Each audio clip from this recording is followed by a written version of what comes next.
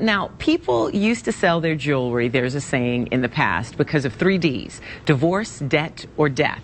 But that's no longer the case. Many people are trading in their jewels to make room for new bling, or maybe to get money to buy something different. And here to tell us all about the do's and don'ts of selling your jewelry is CIRCA's Chicago director, Ruth Thuston. Good morning, Ruth. Good morning. So we're going to learn something today about jewels. I hope so. Them. I think so. So tell us all about CIRCA before we kind of move on. What kind of business are you? We are a buying company. We are a wonderful service when you are ready to sell items that you no longer use or you no longer wear. Okay, so you do take them in cases of divorce or death, but really it's not about selling your jewelry because you have to Never. anymore? Okay, Never. What should we think about it? Here's the thing about selling jewelry. It's a wonderful opportunity to move on from something that no longer expresses who you are. It can also unlock money that you might use for something that makes your life better. Maybe it's another piece of jewelry, maybe it's an education, maybe it's your daughter's wedding.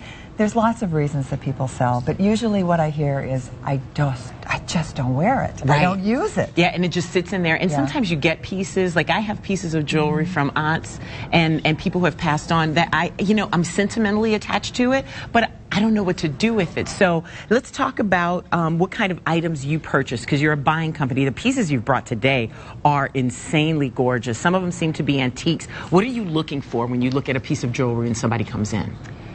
I am looking to evaluate what it is, first of all, and then to establish how it translates to the market that you are selling.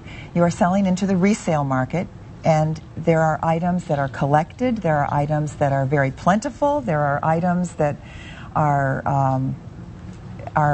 interesting, but I'm looking for what is the piece and how can I make my client the strongest offer to buy it. Okay, so you're looking for both sides, to make money for the person selling it and then for getting a good piece for the person who's buying it. Now, what about looking for, how do you decide what to sell? Like, what are you looking for specifically when it comes to a piece? Is it something that or is there something you don't look for?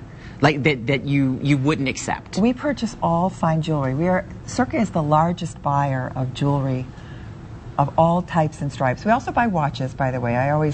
People sometimes don't realize that watches are jewelry? Watches are jewelry, and we do purchase watches. Okay, all right, so those are the things, but anything you don't take?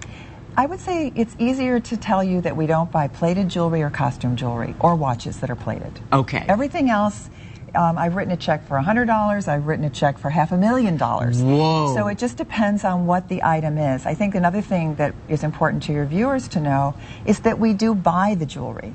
So they can come in, meet with a buyer who is expert at evaluating the piece in its entirety, and they can leave with a check. Oh, wow, that's impressive. Okay, so what's really hot right now? You brought some examples of some of the things that you said were really popular.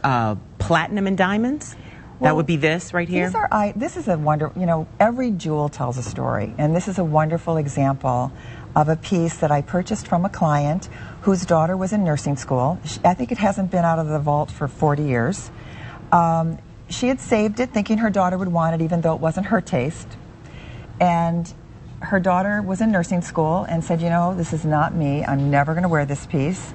I would rather unlock that money and pay for my tuition for my last year of school. And bless her mom that she said, I'll do that. She goes, you're going to get it anyway. Why shouldn't we do something now that makes our lives better? Interesting. Okay, so there's always a story, and you get to hear a lot of them. You also had on your list, you mentioned watches, but diamond brooches are also important as well as far as popular items that are going right now? Well, I buy a lot of brooches because they're often inherited pieces.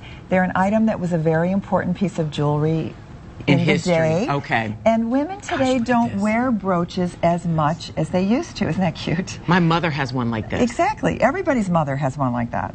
There's all kinds of fine jewelry that sits in a drawer. But people don't wear brooches as much as they used to. Right. Very often they're an inherited piece that is just not someone's taste. So I do buy a lot of brooches. All right, so unlock that potential today and earn some more money. Thank you so much, Ruth. And if you want to learn more about it or set up an appointment, if you have some things in your jewelry box that you want to shop with, check out CIRCAJewels.com. That's their address.